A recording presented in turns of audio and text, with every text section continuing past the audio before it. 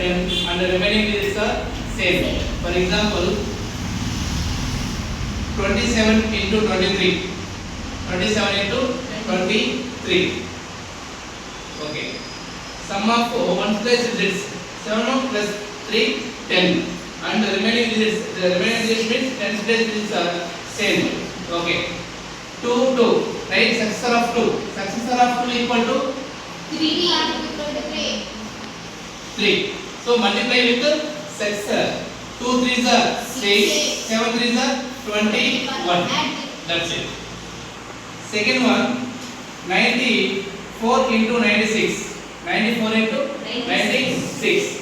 Successor of 9 equal to 10. So multiply with 10. 9 10s are 90.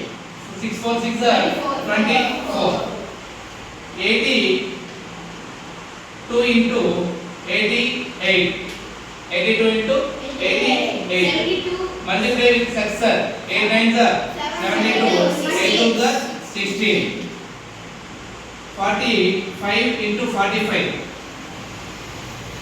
Tell me the answer. Very good, super. 2025. 95 into 95. 9 10s are 90. 5 5s are 20.